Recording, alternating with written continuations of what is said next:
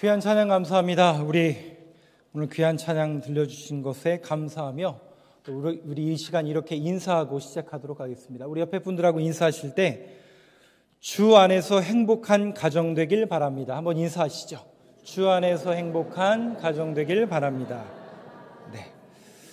오늘은 제가 시편 127편에 있는 말씀을 통해서 특별히 가정의 달을 맞이해서 성도의 가정이 무엇을 기초로 해야 하고 또 어떻게 성경적인 가치관 속에서 이해해야 될 것인가를 성경적인 원리를 통해서 말씀을 좀 여러분들과 나누려고 합니다. 자, 오늘 시편 127편은 여러분들과 잘 아는 그런 말씀인데 또 익숙하게 들었던 메시지일 텐데요. 이 메시지에 부제가 달려져 있죠. 시편에는 제목이 달려있는 시편들이 있는데요. 누가 썼는지 또 어떤 내용인지를 부제를 통해서 써져 있는데 특별히 127편은 솔로몬의 시다라고 이렇게 써져 있습니다. 그러니까 당연히 127편은 솔로몬이 썼겠구나 라고 여겨지겠지만 원문에는 솔로몬의 시가 아니라 솔로몬의 시라고도 번역을 하지만 원문에 가까운 번역은 솔로몬을 위한 시입니다. 그럼 여러분 생각해 보세요. 솔로몬의 시, 솔로몬을 위한 시, 내용이 어떻습니까? 달라질 수밖에 없죠. 그러면 솔로몬, 여기 계신 분 중에 솔로몬이 누군지 모르신 분 아무도 안 계시죠?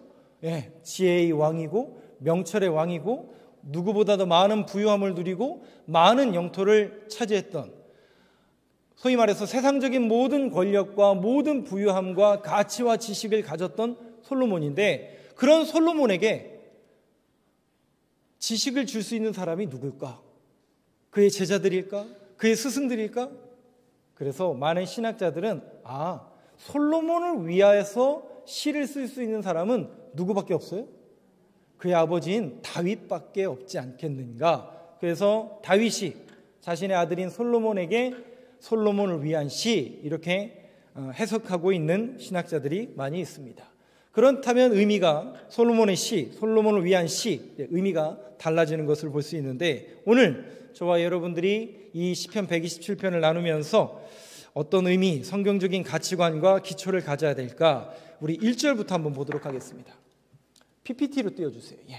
1절 말씀 한번 같이 읽겠습니다. 시작. 여호와께서 집을 세우지 아니하시면 세우는 자의 수고가 헛되며 여호와께서 성을 지키지 아니하시면 파수꾼의 깨어있음이 헛되도다. 자, 이 말씀 띄워놔 주세요. 여기 보니까 두 가지가 나오죠. 헛된다라는 뜻이 담겨지면서 집을 세우지 아니하시면, 여호와께서 집을 세우지 아니하시면, 또 하나의 개체는 성을 지키지 아니하시면. 성이라는 개념은 집이 모이면 결국 뭐가 되는 거예요? 성이 된다라는 그런 의미이며 집과 성은 같은 개념으로서 통합적인 개념으로 여러분들이 이해를 하셔야 됩니다. 자, 이런 맥락을 여러분들이 한번 머리에 이렇게 염두에 두시고 집, 성, 여호와께서 지키지 아니하시면 헛되다. 그 2절 말씀은 또 띄워주시죠. 2절을 보니까 이렇게 써져 있습니다. 같이 읽겠습니다. 시작. 너희가 일찍이 일어나고 늦게 누우며 수고의 떡을 먹음이 헛되도다. 그러므로 여호와께서 그의 사랑하시는 자에게는 잠을 주시는도다. 자, 1절에 집을 세우지 아니하시면 또 성을 세우지 아니하시면 같은 개념이라고 말씀을 드렸습니다. 그런데 집, 성, 여기 2절에 보니까 수고의 떡, 그 모든 것들을 여호와께서 지키지 아니하시면 뭐하다는 거예요? 헛되도다. 헛되도다. 이 헛되다라는 이 단어는 바람이란 단어입니다. 그러니까 이런 거죠. 딱 움켜잡았어요. 움켜잡았는데 바람을 움켜잡으면 어떻게 돼요? 확 날아가죠. 그것만 잡으면, 그 자리에만 오르면, 그것만 얻으면 행복할 줄 알았어요. 여러분들은 좀 어떠세요? 저도 인간인지라, 나약한 목사인지라 저도 개인적으로 갖고 싶은 게 있겠죠? 또 오르고 싶은 자리에 또 제가 추구하고 싶은 것을 누릴 때가 저도 있습니다. 인간적이어서. 그래서 그거를 정말 몇 날 며칠을 인터넷을 서치하고 애누리 다 나와 막 다 찾아서 최저가 다 검색해가지고 그래가지고 찾았어요. 그래서 딱 받았습니다. 해보신 분들은 아시겠지만 죄송합니다. 저보다 위에 분들은 이렇게 안 하시지만 저만 해도 그렇게 하고 저희 밑에 세대는 더 그렇게 하는데 그렇게 어렵게 해서 그걸 찾았어요. 행복할까요? 안 할까요? 행복합니다. 정말 제가 수고하고 정말 몇 날 며칠을 최저가를 검색해가지고 근데 여러분 그 만족과 그 감동이 죄송하지만 일주일을 지나본 게 하나도 없어요. 제가 인터넷 쇼핑 자주 하는데 저는 뭐 어디 나가서 밖에 나가서 쇼핑하는 것보다 인터넷으로 거의 다 모든 것을 하는데 먹는 것까지. 근데 하루가 멀다고 교회에 이제 이런 택배가 이렇게 오잖아요. 그러면 그 받을 때는 굉장히 기분이 좋죠. 근데 제가 지금까지 구매한 것 중에 일주일을 넘어가 본 게 없습니다. 그때마다 느끼는 게 뭐냐면 정말 인간의 욕망이란 끝이 없구나라는 것을 늘 체감하고 있습니다. 여러분들은 어떠신가요? 그거 정말 어렵게 얻었어요. 또 그 자리 정말 어렵게 올라가셨습니다. 정말 대단들 하세요. 정말 수고하셨어요.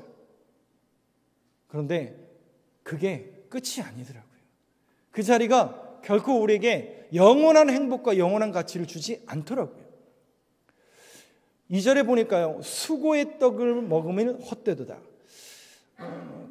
제가 1부 때도 그런 말씀을 드렸는데 제가 사랑속회 어르신들과 예배를 드리면서 늘 우리 어르신들에게 늘 격려의 메시지를 드렸던 그 메시지가 바로 이 스토리입니다.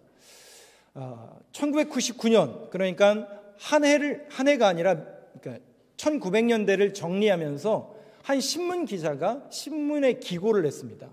그래서 우리나라의 50년사 1999년에 50년사면 당연히 6.25 전쟁부터 99년까지 2000년 밀레니엄 시대를 준비하면서 한국의 근현대사 50년 역사 속에서 그 시대를 살아냈던 그러니까 여기 계신 분들이 대부분 다 그 시대를 사신 분이고 저보다 위의 세대 분들을 신문 기자가 뭐라고 정리했냐면 그 시대 상황을 딱 한 줄로 정리했습니다.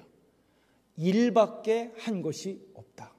그러니까 저희 아버지 세대들의 그러한 사회 현상과 그러한 모습 속에서 신문 기자의 기고처럼 일밖에 한 것이 없다. 정말 열심히 일하셨잖아요. 여기 보니까 대부분 일만 열심히 하신 분들이 이렇게 있잖아요.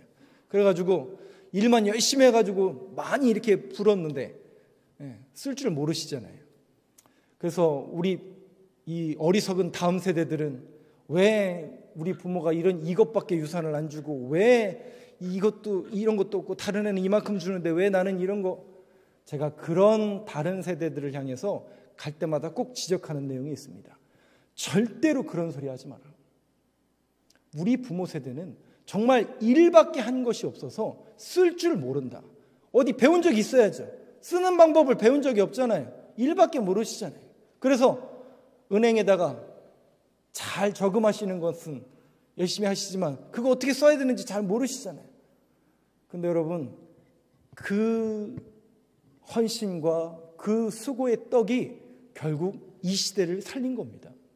지금 우리가 이만큼 경제적인 대국을 이루고 또 이 정도에 살 수 있었던 그 기초와 기반은 6.25 전쟁 이후에 그 짧은 40년, 50년이라는 그 역사 속에서 정말 반만년 역사 속에서 해결하지 못했던 경제적인 문제 또 여러 가지 문제를 그 짧은 기간 동안 다 해결한 것은 우리 국민들의 노력과 헌신과 우리 앞세대들의 그 일과 수고가 정말 있었기 때문에 가능했던 겁니다. 그것만 생각해야지 다른 거 생각하면 안 됩니다. 그래서 늘 그 세대들을 위해서 저희 아버님 세대를 위해서 늘 감사하는 마음을 가져야 된다. 이 이야기를 제가 계속 여러 차례 말씀을 드렸습니다. 정말 맞습니다. 틀린 얘기가 아닙니다. 그런데 중요한 것은 그런 수고와 열심이 정말 칭찬받아 마땅하지만 우리가 신앙적으로 또 성경적인 가치관으로 볼 때에 그것은 우리가 인간적인 보편적인 그런 원리라면 성경적인 원리에서 성경은 무엇을 이야기하느냐? 정말 열심히 사는 것도 중요하고 수고의 떡을 먹는 것도 중요하지만 결국 그것이 우리에게 헛되다라는 거예요. 그것이 성경은 헛되다라는 거예요. 그러면서 전도서의 저자인 이 솔로몬이 오늘 이 시편의 수신자인 솔로몬이 뭐라고 고백하냐면 헛되고 헛되니 모든 것이 헛되니 결국 우리가 추구해야 될 것은 뭘까? 그게 전도서의 결론이거든요. 그러면 여러분 모든 것이 헛되니까 그냥 다 내팽개쳐야 되나요? 다 버려야 되는 건가요? 절대 그렇지 않다라는 거죠. 우선순위의 문제예요. 그렇다면 가장 우리의 우선순위에 무엇을 두어야 될까? 그것은 바로 영원한 것이라는 거죠. 그 영원한 것이 뭘까? 성경은 세 가지를 이야기합니다. 푸른 마르고 꽃은 시들지만 우리 하나님의 말씀은 영원히 서리라고 했습니다. 히브리서의 기자의 고백에 의하면 어제나 오늘이나 동일하신 예수 그리스도가 영원하시다고 했습니다. 그리고 또 그분이 하신 일이 영원하다고 했습니다. 하나님의 말씀, 예수 그리스도, 예수 그리스도의 일, 이 세 가지가 영원한 것이니 영원한 것을 추구하고 영원한 것을 사모하는 마음을 가져야 될 것이다. 우리 인생들에게 그러한 권면을 하는 말씀이 전도서이고 솔로몬의 메시지입니다. 저는 오늘 이 자리에 이 말씀을 함께 나누면서 저와 여러분이 물론 세상에서 열심히 사셔야 되고 수고의 떡을 늘 먹는 것, 그것도 물론 중요합니다. 또 그것을 또 다음 세대들에게 가르치는 것도 중요합니다. 그러나 성경적인 가치관과 원리 속에서 우리가 먼저 가르쳐야 될 것은 무엇이냐? 바로 영원한 것을 소유하고 영원한 가치를 지향하는 그런 신앙관과 믿음을 소유할 수 있도록 저와 여러분이 오늘 이 말씀을 대하면서 다시 한번 그런 가치관과 방향을 다시 한번 새롭게 정립하는 귀한 시간 되길 간절히 소망합니다. 3절 말씀 한번 보여주시죠.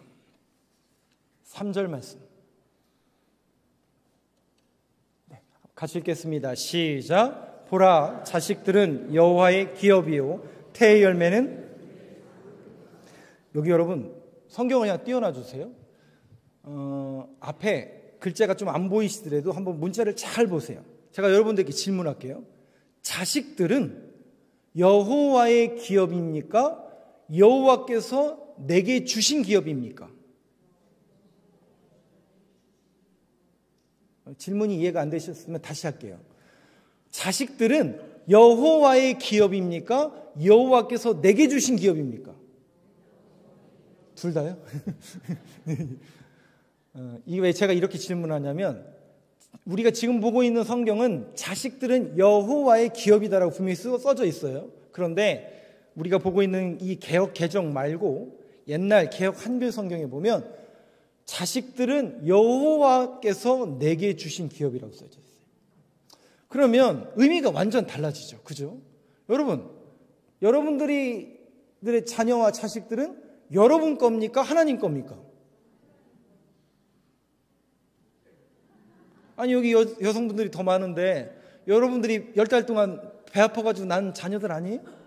내 거 아니에요? 내 거? 우리 엄마 안 계시구나. 내 거 아니에요? 내 거? 성경은 뭐라고 이야기했냐면 여호와의 기업이래요. 우리 게 아니라 하나님의 기업이라는 거예요. 그리고 자녀들은 이 맥락 속에서 자녀들은 결국 물론 내가 수고하고 해산하고 그 고통으로 10달 고생해서 낳았지만 그 자녀들은 우리에게 맡기신 기업이란 뜻이에요. 자, 그런데 여호와께서 우리에게 그 자녀들을 맡겨주셨는데 자, 4절 말씀 한번 보여주세요. 4절 말씀.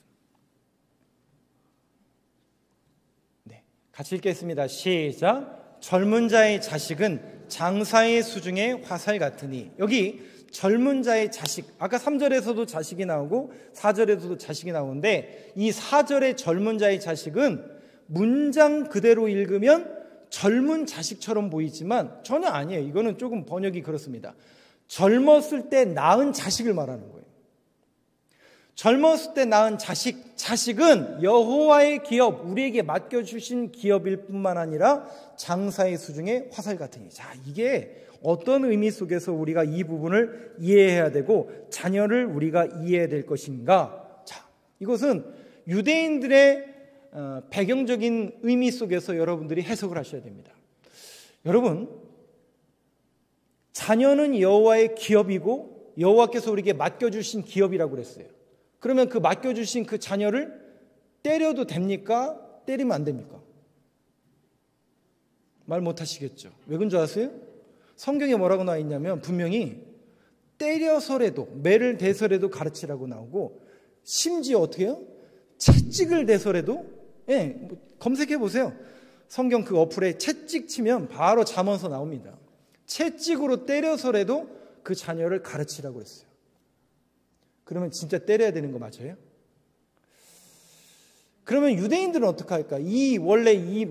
처음 이 말씀을 받은 수신자들인 유대인들은 그럼 어떻게 하는가? 죄송하지만 유대인들은 예나 지금이나 자기 자녀를 절대로 때리지 않습니다. 죄송하지만. 이것은 여러분들이 이제 인터넷을 얼마든지 찾아보시면 다 알 수 있습니다. 절대로 때리지 않습니다. 근데 왜 성경은 매를 대고 채찍을 대서라도 가르치라고 했을까?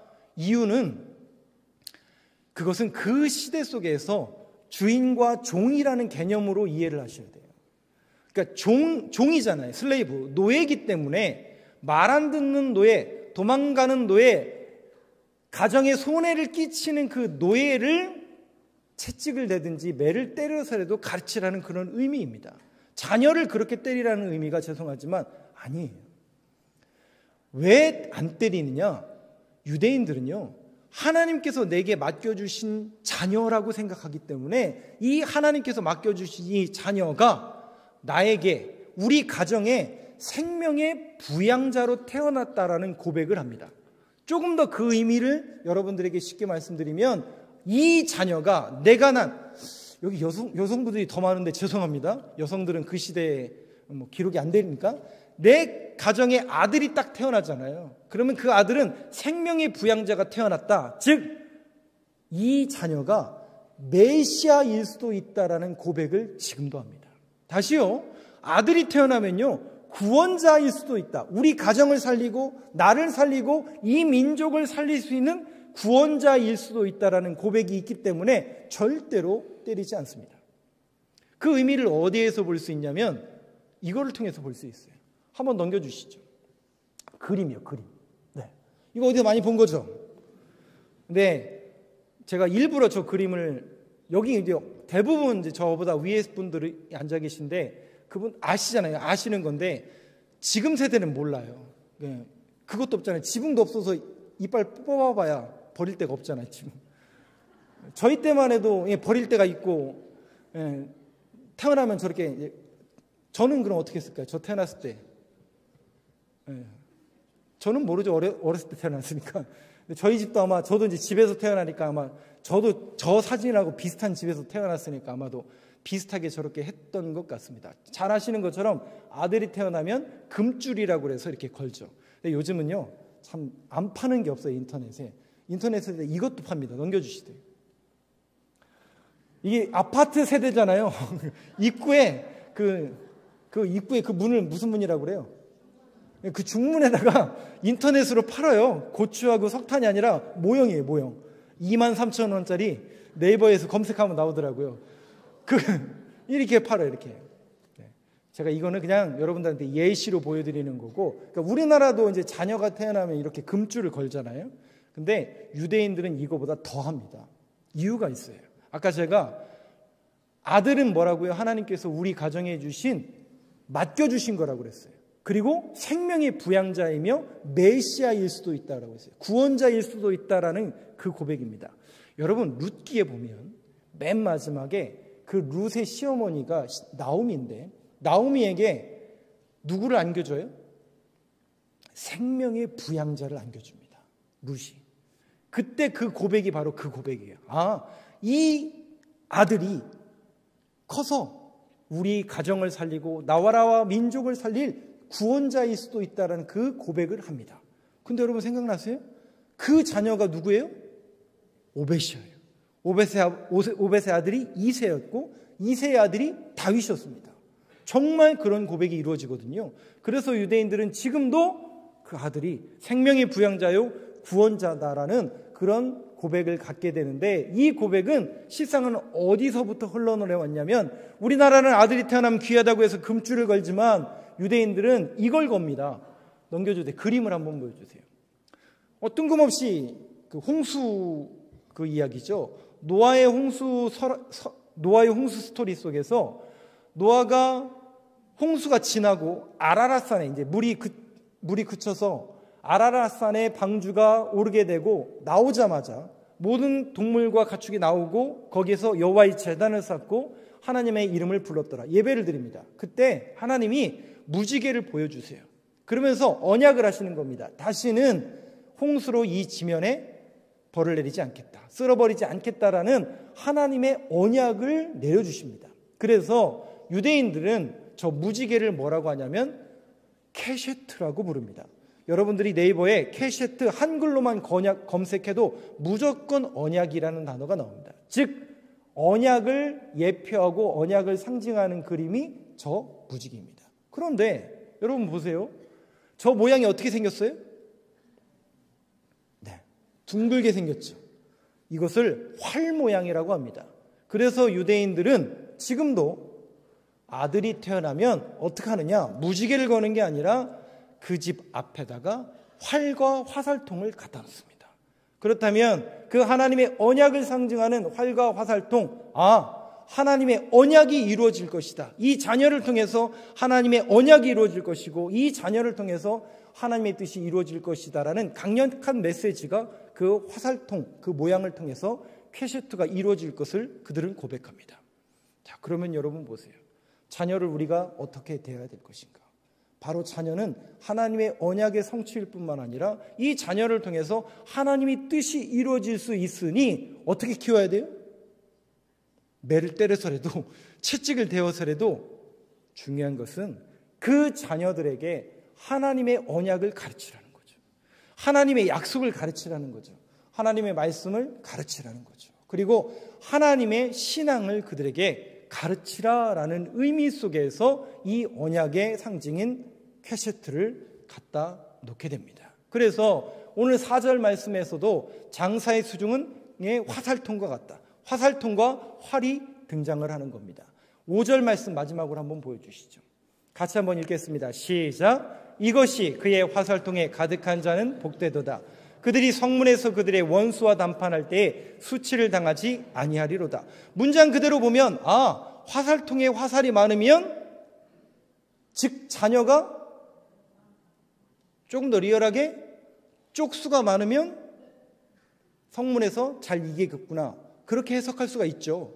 틀린 부분은 아니에요. 그렇게 해석해도 무리는 없습니다만은 이 본문에 조금 더 원문에 가깝고 의미는 어떤 의미를 내포하고 있냐면 여기 보니까 성문에서 그들의 원수와 담판할 때에 그럼 성문에서는 항상 원수가 있나요? 그런 의미가 아닙니다. 성문은 뭐 하는 곳이냐면 고대 이스라엘에서 재판하던 곳이에요. 그러면 재판관이 어디에 앉았냐면 성문 앞에 판결 의자에 앉아 있습니다. 그러면 그 재판관과 그 판결하는 판결 의자에 앉는 분이 누구라는 얘기예요?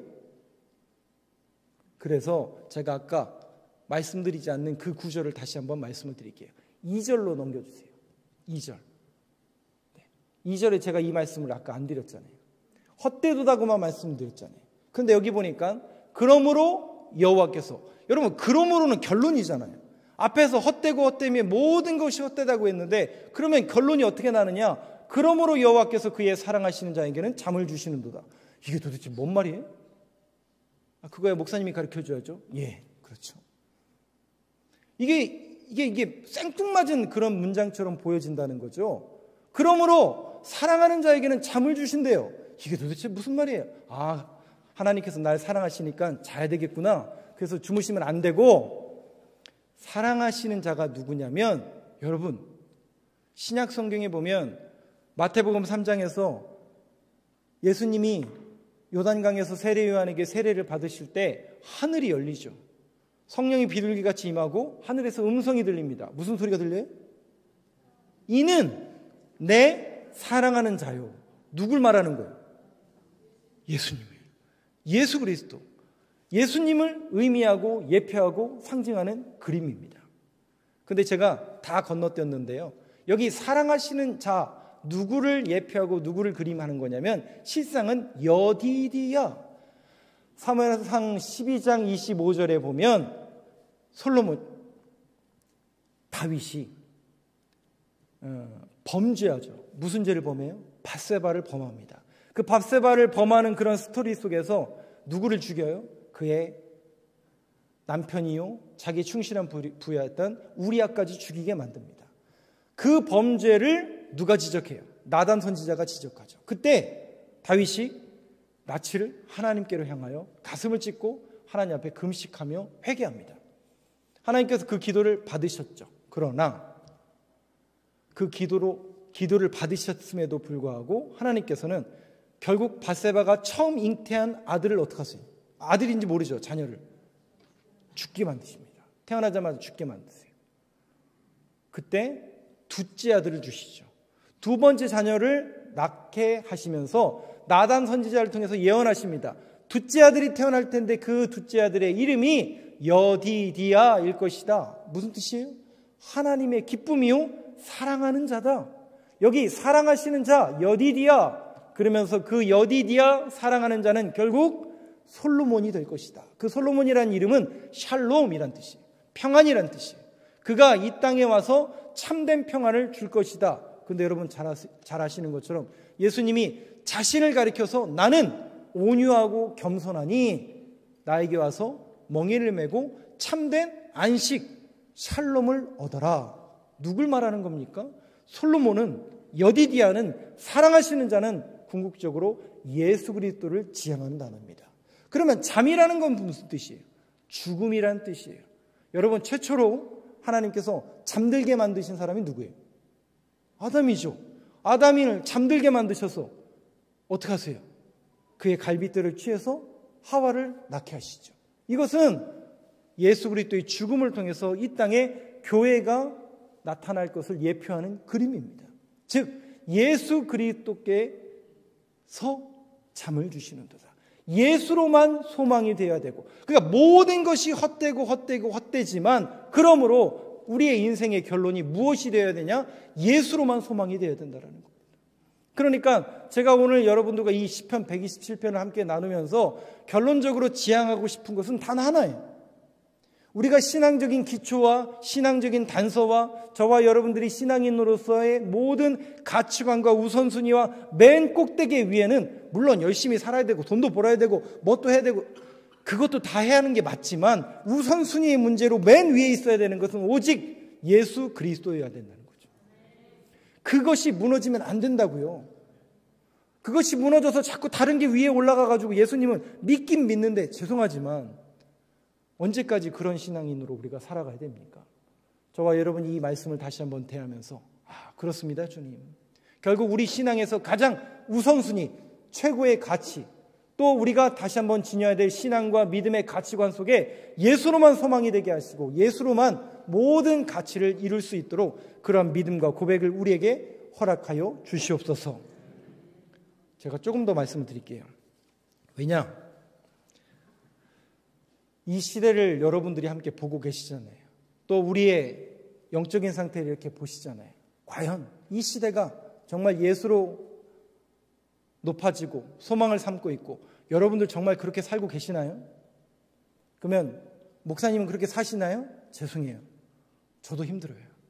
목사인 저도 예수로만 최고의 가치로 삼고 예수로만 높이는 인생을 살아내야 됨에도 불구하고 저조차도 잘 못해요. 쉽지 않아요. 또 세상은 그렇게 살아가도록 가만 방주하지 않습니다. 자꾸 저와 여러분들을 현혹하죠. 유혹하죠. 하물며 목사인 저, 또 여러분. 근데 더더군다나 우리가 이 가정의 달을 맞이하면서 또 다음 주에는 제가 믿음이 없는 저 다음 세대들에 대한 대안에 대해서 말씀을 드릴 텐데 저들은 어떡하죠? 여러분들의 자녀들은 어떡하죠? 여기 앉아있는 우리 청년들 어떡하죠? 저들은 더 힘들어요. 더 믿음이 없어요. 죄송하지만. 더 견디기 힘든 시대를 맞이하며 살아간다고요. 그렇다면 우리가 저들에게 다시 한번 무엇을 가르치고 무엇을 저들에게 전해야 될 것인가? 여러분 사사기를 잘 아시잖아요. 또 우리는 사사시대를 맞이해서는 안 됩니다. 오늘 장영익 장로님이 기도해 주신 것처럼 여러분 정말 우리가 영적으로 깨어 있어야 돼요.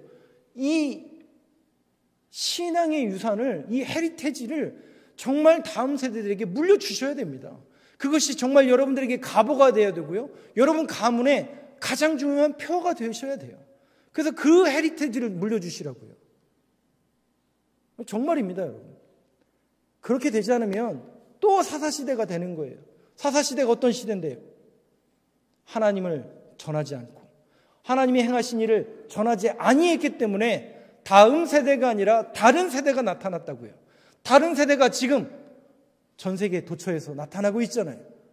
그래서 동성애가 뭔지, 수간이 뭔지, 전쟁이 뭔지, 공산주의가 뭔지 모든 가치관 속에서 흔들려서 어찌할 바 몰라 하는 다음 세대들. 여러분, 그 다음 세대들에게 우리가 다시 한번 가르쳐야 될 게 무엇일까? 다음 세대들에게 무엇을 전해야 줄 것인가를 이 시간 저와 여러분들이 이 메시지를 들으면서 한번 곰곰이 되짚어보고 또 여러분들의 가정과 여러분들의 모든 공동체 속에 무엇이 소망이 되어야 되고 무엇이 가장 최우선적인 가치가 되어야 될지를 다시 한번 점검해보는 시간이 되길 간절히 소망합니다. 새롭게 시작된 한 주간의 삶 속에서도 저와 여러분이 믿음의 주요 온전케 하시는 예수님을 바라보자. 이 믿음과 이 고백이 최고의 가치가 되어서 예수님으로 승리하는 저와 여러분들의 모든 고백과 발걸음이 되길 간절히 소망합니다. 기도하겠습니다.